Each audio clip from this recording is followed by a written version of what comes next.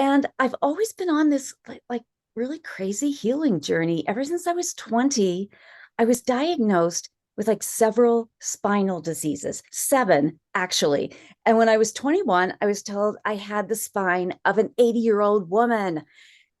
And I had a doctor who said to me, by the time you're in your mid 30s, you're going to be in a wheelchair. And I was like, oh, yeah, I do not want that. And so I began looking for lots of what I would call complementary ways to work with my medical doctors, but doing as much as I can to ensure that my spine didn't totally collapse, basically.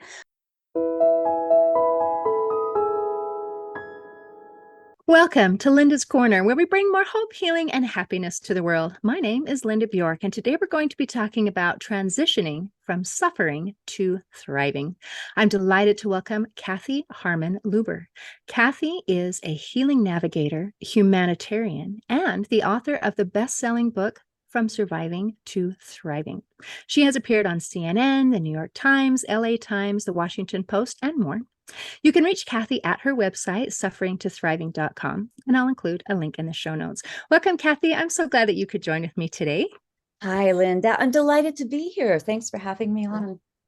Thank you. And I am so interested to hear your story and your experiences with suffering and that transition to thriving. And before we started recording here, I asked the question because you are a marine biologist and you're also a publisher in graduate studies. And so that is very different from what you're doing now. And I'm assuming that that has something to do with your story. So I would love to hear that. It does indeed. Yeah, I majored in marine biology out of a real love for the environment. And when I was in Washington, D.C., I was working for a lot of nonprofit advocacy organizations, including environmental organizations. And so that has always been a first love of mine. I'm a real nature girl. And I happened to work at George Washington University and in their publishing education program and got really interested in that because I'd always been a writer ever since I was a little girl, with journals and stuff. And then I began writing articles and things. And so those two things kind of started going together. But I took off in the direction of nonprofit advocacy and fundraising in particular, because that's kind of what makes things go. You need to be able to raise funds to make a difference in the world. And so that's been my career. And I've always been on this really crazy healing journey. Ever since I was 20, I was diagnosed with like several spinal diseases, seven actually. And when I was 21, I was told I had the spine of an 80-year-old woman.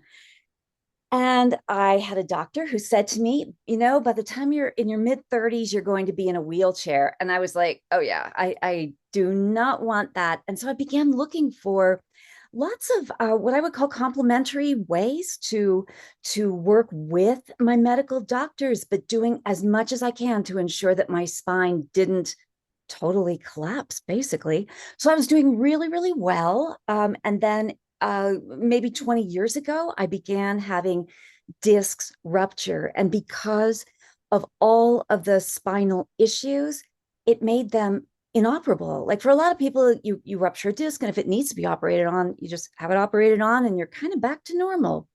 That wasn't my case. And so I had to find a lot of answers that we're obviously working with my Western medical doctors, orthopedic doctors, neurosurgeons, the whole thing, but to find answers for how I could live an active life. And I have to say, probably the marine biology tipped it off, but I was an avid swimmer and I love to hike and be in nature all the time. I was super active. I love to dance and just go to the gym, all around, really super active, basically.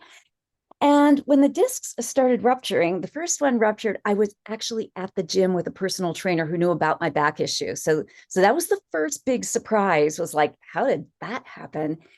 And then I was managing. That's the thing. I just kept recovering. It'd take me maybe 3, 4 months to recover from a disc rupture, but then I would be okay again. And I'd gradually get back to my life until December of 2016, not that long ago, I had a really severe, the most severe of all of the ruptures, and it left me bedridden for 5 years. Like, not a little bedridden. Like, okay, so the first 3 months go by, and I keep thinking, okay, any day now, I'm going to be feeling better, but I wasn't. I couldn't walk to the bedroom door. It was really disastrous. And, again, neurosurgeons, some of the top in the country, said it would be a 14 to 18-hour surgery, and we won't do it because it's so risky. You might be worse off than what you are now. Do all the stuff you've been doing by way of rest and physical therapy, acupuncture. I then started turning to things I've been really interested in for anxiety, stress relief, and depression, things like sound healing, energy healing. And I decided, you know what? Those have worked so well for me in the past, and they just make me feel really good. I'm going to start spending more time doing that. And so I did. I began to do that. And it's one of those things you can do when you're flat out on your back in bed, right? There was not much I could do. I could do some grant writing for the nonprofits I work with. I started keeping a journal. I've always been a journaler, but I started looking for quotes that were inspiring. I started writing about what I was going through and what I thought it meant. And like, what I asked all the wrong questions, of course. Why is this happening to me? What if Mm. it's, what if I never recover from this? Like some of the doctors said, you might not. This might be it. And I was like, oh my God, how could that possibly be? Right. I was still young. It's like, why is this happening? So your mind goes to that terrible place of like, what if this never gets better? What if I'm a burden to everyone? What if my husband and friends leave me? You go to that terrible place in your mind. It's very depressing. And I have suffered from depression and anxiety. So I immediately started getting help. And that was amazing. But what I started noticing in the contemplative writing that I was doing is in every moment, and I was also reading a lot of great people, Wayne Dyer and Joe Dispenza, Deepak Chopra, Louise Hay, just all of them, and gleaning from their work bits of wisdom. I put their quotes in my journal, and I looked to them when I was in a really, really down, terrible place. And I would say, okay, what do I need today to get through this day and keep myself in a good place? And I realized that's a choice moment. Like everything in life is a choice. You can choose to suffer. And I could see myself, you know, old one day and very bitter and angry if I kept going in that direction. But then I thought to myself, but thriving is a choice. Joy is a choice, right? And I love Pema Chodron, who's a Buddhist nun. She writes some very plain speaking, beautiful books that are so good about navigating really rough times. And I always remember her saying, every moment you choose love or you choose fear. By choosing the wrong questions, what's going to happen to me, and just going in that downward spiral, you're choosing fear. You're not choosing love. Love is, what can I do today that my future self will be grateful for, or that will help me? What do I need to do today that will help me feel better later on today or tomorrow or the next day? And so I began kind of realizing this concept. It's not an original concept, but your mind is your medicine, right? And so there's a way of helping ourselves retrain our minds. And I've always been, I mean, for many, many years, I've been yoga and meditation into that, and so that kind of laid the foundation for building on all of this. But I would start my day off with these positive quotes. I'd begin to just look at my life within the question of, what if something wonderful is going to happen tomorrow? What if right now, this healing journey that I'm going through right now, what if it's a portal to a better, different, more exciting life? What if the suffering part of it can be managed by not suffering in my mind, and I can get to a place of thriving? And Spoiler alert, I did. I mean, this really, it really does work to be able to. And my book, Suffering to Thriving, really is a toolkit of like 38 very short chapters. And each one is a tool for helping to get from that point of suffering. And when I say suffering, it doesn't have to be a healing issue, it could be a mental health issue, it could be an emotional issue, it could be a divorce or breakup or loss or grief. We can suffer through lots of things in life. But the thing is, we can choose to get on a path to thrive. Yeah. So that's in a nutshell, that's the story. That was amazing. Oh my goodness, Kathy, this is incredible.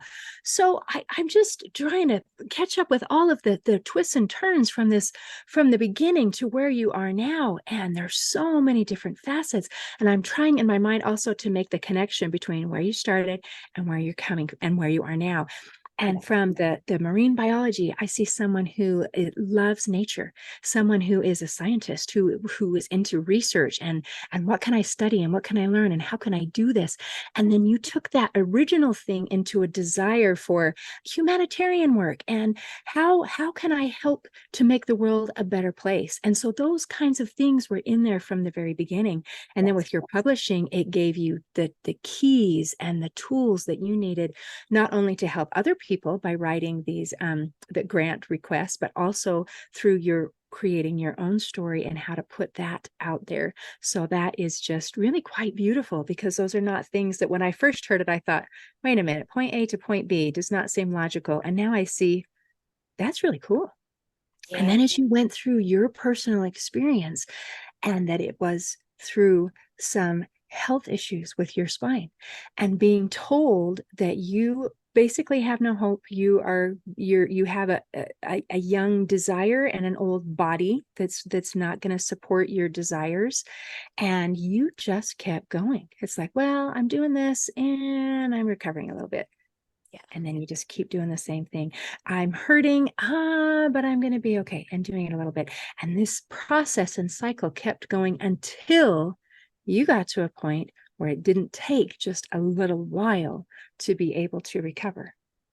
And I thought it was fascinating. I even wrote a little note down here about asking the wrong questions. Yeah. So I know you mentioned some wrong questions. And to me, that immediately makes me wonder, well, then what is a right question? And you mentioned a few of, what if today is wonderful versus why did this happen to me? Fascinating. The questions that we ask. And then what if I got better? What if this is my portal to something better?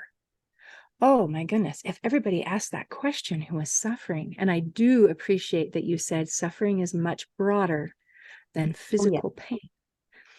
We have mental and emotional and social and physical suffering, where all of these things hurt. And to be able to be in that place of hurting and then to be able to spiral up.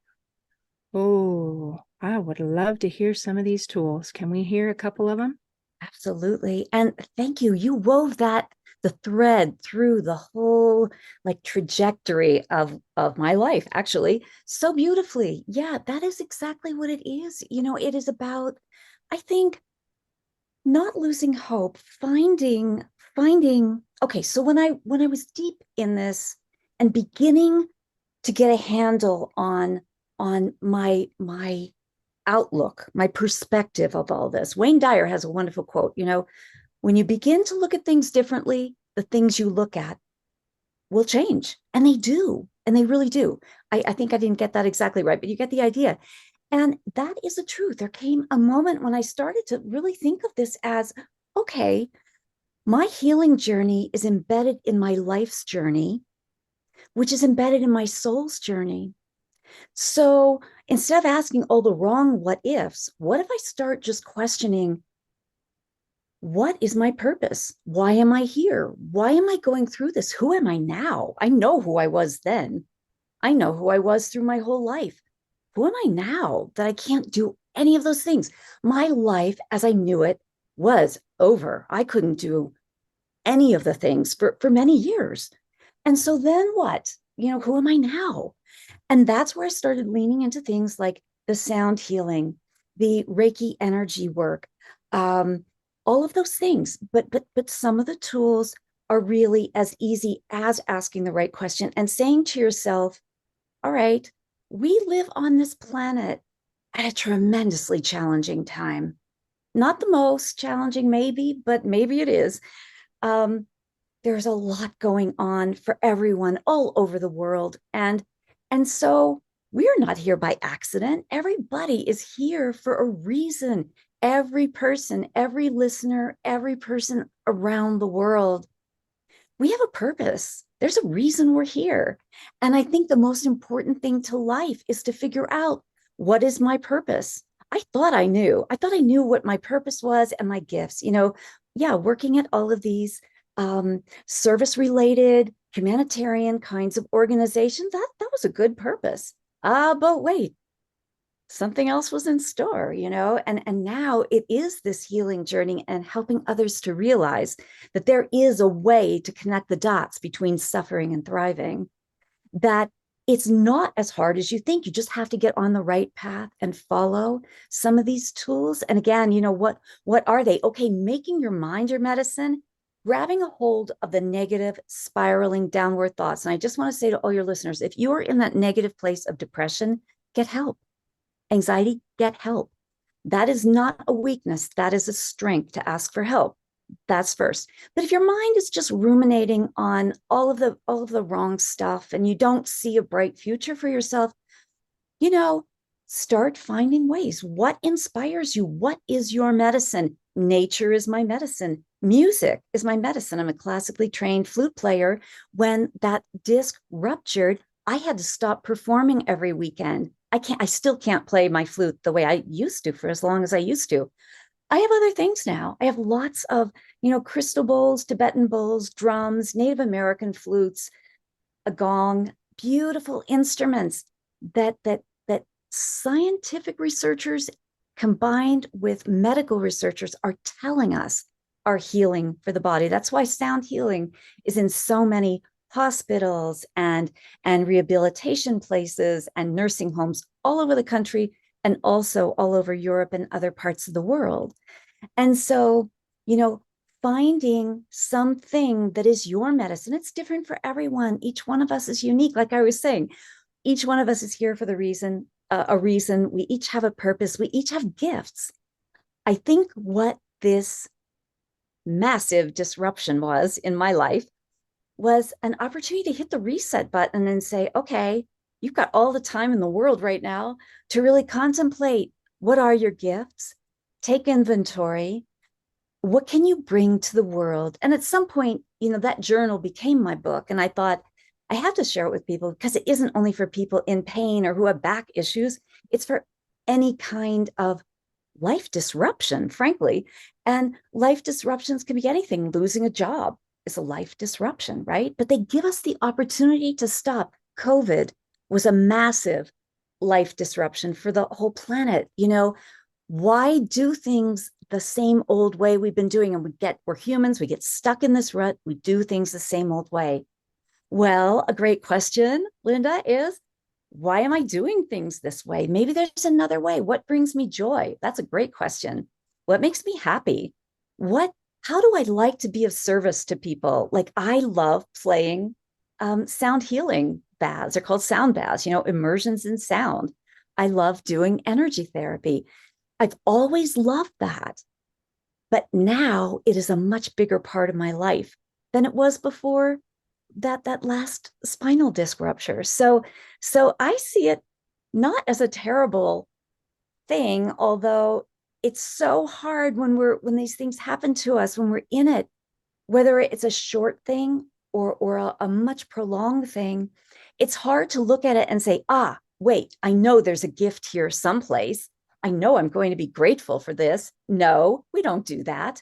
It took me a long time to get to the place where I could be. And trust me, I had for decades, a really robust gratitude practice. When this happened to me, I was not doing the gratitude thing. I had to get back into it gradually and say, okay, what am I grateful for?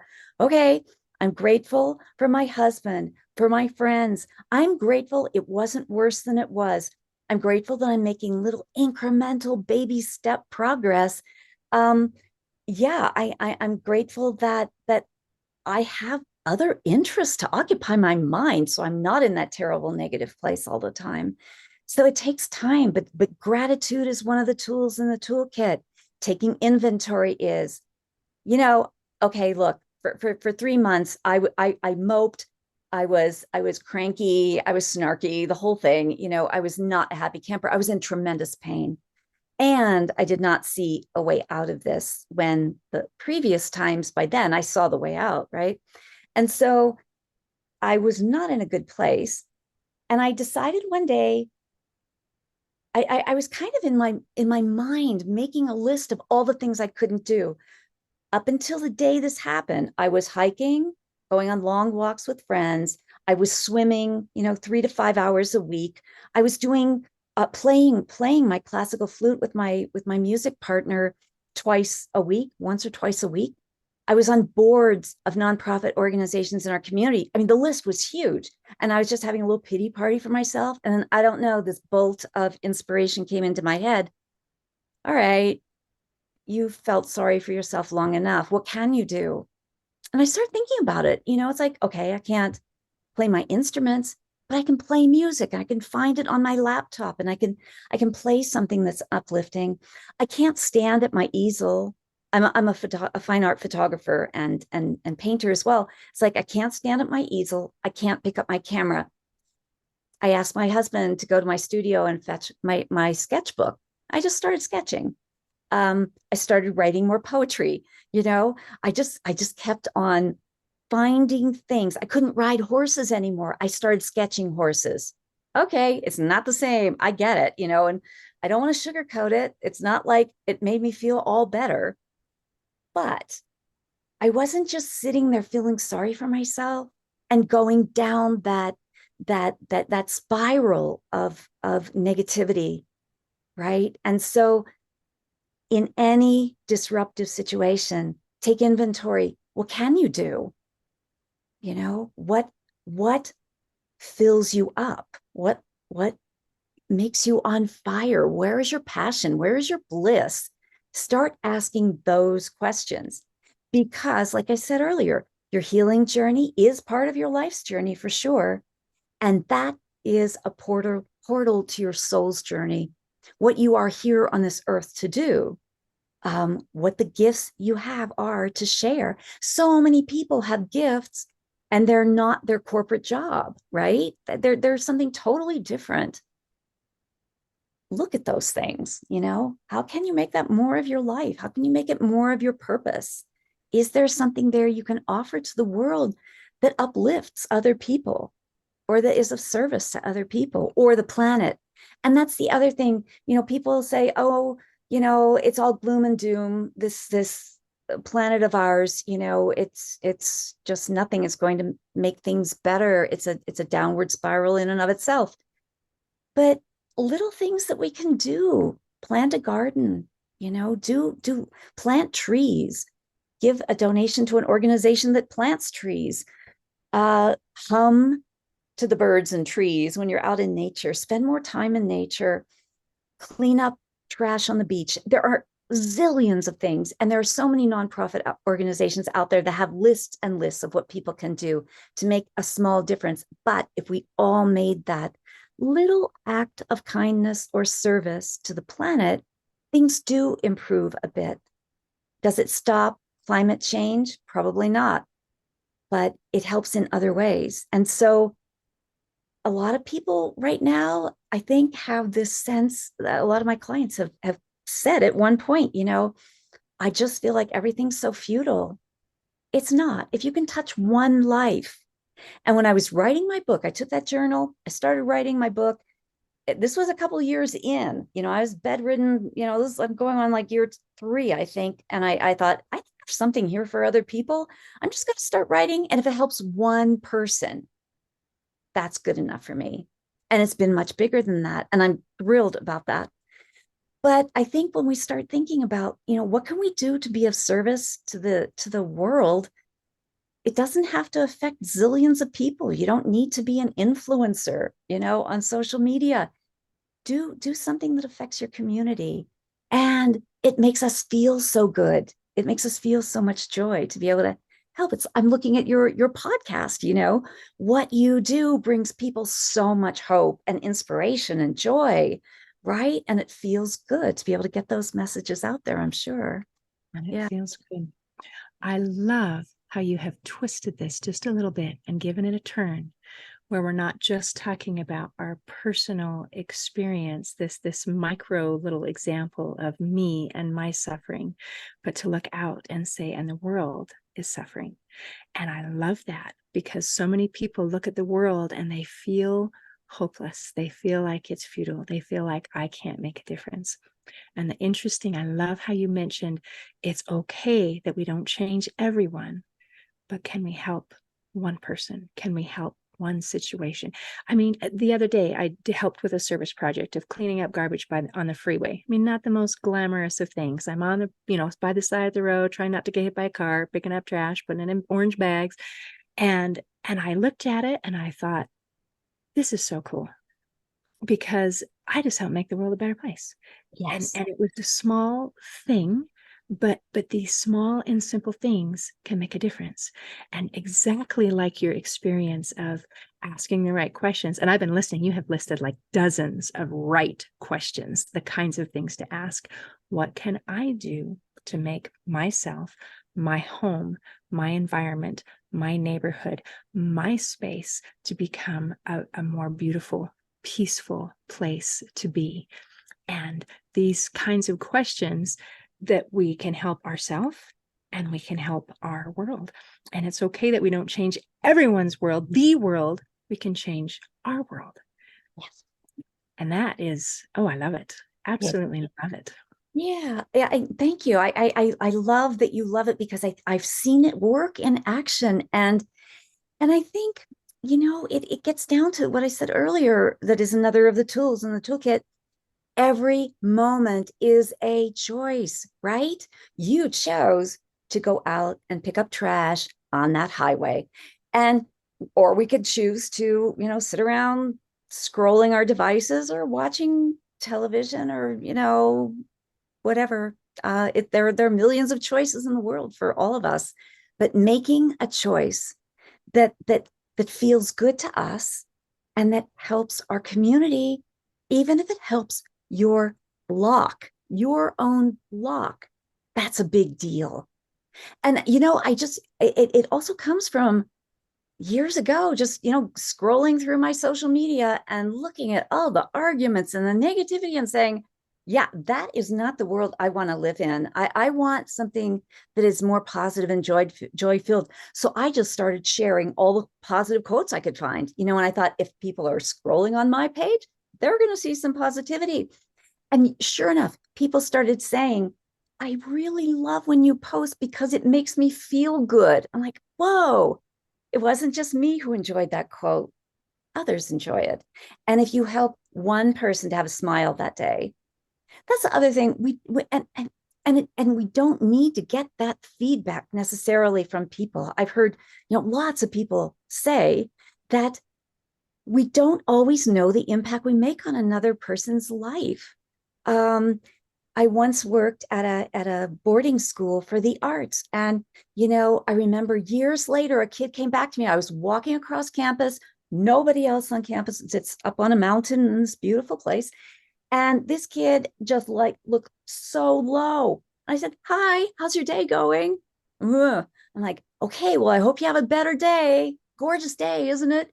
Small talk, just total mindless small talk on my part, right? I saw that kid at a jazz festival and he came back to me and he says, you know what? You're not even going to remember this. And I didn't, frankly. He says, but that was the difference between me feeling like I was losing hope and going down the road of depression and actually reaching out and getting myself some help. And I've got goosebumps as I say that because you don't know what would have happened to that kid, right? Wow. You just never know the impact you have on another person. It may be that one thing that you do, a smile, a kind word, a social media post that's positive, a positive quote, whatever it happens to be. Every person has a unique something. And when I say in service to the world, it doesn't mean you have to, give your entire life to a something. It's as easy as just that, just like be kind. It's like just as easy as being kind, saying a kind thing, doing a kind gesture, holding a door open, whatever it happens to be. That can change a person's life in a way, or change the course of their day, the trajectory of their mood, so to speak. So yeah, in little things. Changing the trajectory, because as we can have an influence by doing positive things, we can also have an influence by doing negative things. And if I'm going to have an influence that I am not aware of, I would really like it to be a positive, where I helped make somebody's day better, make things a little brighter, rather than my unkind word hurt someone's feelings and put them down a negative spiral, or something like that, because it can go both ways. So, and I love as you're talking about all these choices, choices, that is empowering. And it's also a little bit frightening, because Yes. that means I have some accountability and responsibility for my own life. And sometimes people would say, but it's so much easier if I stay in a victim mentality and say, life stinks and it's not my fault. And I would say, you know what? Maybe it isn't your fault, but what can we do about it? What are the right questions? So, Yeah. And I think that, that's a really good point, because a lot of people are in that place, and I think there's a lot of talk about trauma. We all have had our trauma in our younger lives. I know I certainly have. And it is the difference, the victim mentality versus not being a victim and being empowered and having agency going ahead in your life, sometimes boils down to getting the help that you need to, right? Just to take to be able to look at what happened to you and not necessarily say it was okay what that person or people did to me. That's never. not the issue. It's about saying, yeah, that happened, but you know what? I am not going to let that happen to myself again. I am stronger as a result of it. And getting therapy is just can be just immensely, it was immensely helpful for me in getting through the traumas of my younger life, and and getting to this place where we can even have this conversation today. I mean, there was a point in my life when I was so traumatized, I didn't have a voice. I Mm. couldn't speak. I couldn't speak.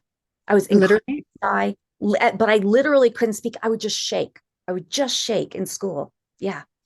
And it's one of those things that my whole life could have been like that, right? But you get the help that you need as an adult, and you work through those issues.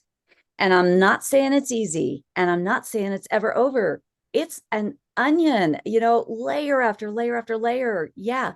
And is it hard? Yes. Is it thrilling when you begin to see the light at the end of the tunnel? Oh, yeah, totally. And a lot of people say, oh, it's just so hard. I've had clients in both the sound healing and Reiki work that say, yeah, just too much has happened. I can't do that. I can't look at it. It's too painful. And while it is, I call this earth school. We're on earth school. Stuff happens, and it is always a question of what are you going to do with what's dealt to you. It is that old adage, making lemonade out of lemons, right? The trauma thing is really, really difficult and painful, and that is suffering. It But is. we are at a place in society today where there's so much discussion about this out there. Everyone is talking about how to heal from your trauma. Dr. Gabor Mate has written, and I love him. He's written a number of books. Dr. Keisha Ewers, who is a doctor who has solved her own autoimmune issues, and the missing pillar that so many people do miss when they've got autoimmune, I've got autoimmune, um, is the trauma component. When I really started to dig in yet again, another layer of what is there, that's when my autoimmune began to turn around. I was doing a lot of different things, but that was a big part of it. And so for people, who say, oh, it's just too hard. This is hard work. I can't do this. You have a life ahead of you. What do you want that to be? There's the choice point. Maybe you go through a year or 2 or 3 of therapy, or maybe you can't afford therapy and you read all the books and listen to all the podcasts about trauma and healing and begin to have some epiphanies on your own. Not all my epiphanies have been through therapy. A lot of them have been through, reading these doctors and others and listening to their podcasts and things, and having that mind of inquiry. And maybe in a session or 5 or 25, whatever it takes for a particular person, some people have real epiphanies after only a few sessions. You Isn't have a that new life. You have a new life. You have a new lease on life. And suddenly your world is full of unlimited possibilities. Or, yeah, sure, you can choose to just really just, be mired lovely? in this negativity and saying, poor me, poor me. Everything keeps happening to me because all this other stuff happened, poor me. Or you can do that. And people Right. do, people do. And people do, and they choose that. And as you're talking about this idea that it is too hard, I believe that you cannot heal without your consent. And we can't heal someone who is not ready and not ready for that buy-in. So having a conversation like we are today, part of that is just to let people know that there is an option. Because when you feel like, well, this is what it is, I'm stuck and there's nothing I can do about it, I've been there and I know how that feels. And to have this introduction to say, guess what? There is something you can do about it. And the wonderful news is we have options. You Yes. can do this or this or this. And if this particular line is not your cup of tea, that's actually okay, because you've got so many other options. And now that you know that there is a way out, it really is a choice, because I don't think it's much of a choice if you don't know that there's a way out. So I appreciate you speaking up and helping people recognize that there is a choice involved. And we started with your physical healing, and we've gone into trauma and emotional healing. And it's very interesting that these two are very interrelated. And when we solve one, it tends to solve another, which is also quite beautiful. You get definitely a twofer out of the deal. So excellent. So Kathy, is there anything else you want to make sure that we cover today before we close? Oh, this has just been wonderful. I love this conversation. And, I do other podcasts. We've taken it in such a beautiful direction. I would just say to people, your listeners, one of the other tools is don't lose hope. Surround yourself by a tribe of people who support you. Don't be afraid to ask for help. I think a lot of us, especially women who, are, we take care of people. We're the nurturers, but also men. Um, Something happens to us and we say, I got to fix this all by myself. I got to figure this out on my own. I should be able to do this. That's the other little strain that goes through our heads.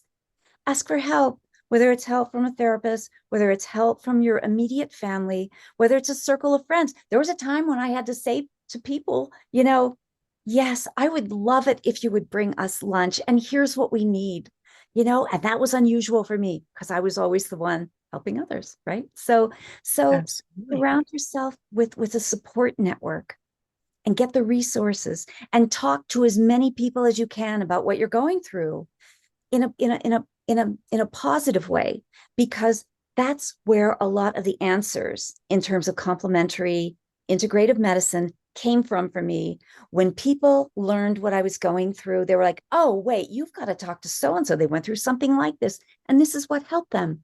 And it's like a big thread, and you just or breadcrumbs, if you will. You just keep following them one by one by one, and suddenly you start getting answers that begin I wrote this in the book. Everything is incremental. If you can change one little thing, you have less pain, you have less something else.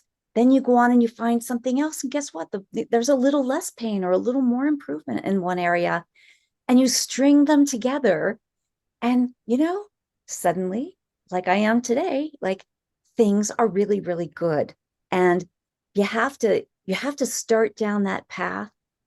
That is the path of hope, pursuing all of the things that are available to you that might help you, physically, emotionally, mentally, spiritually.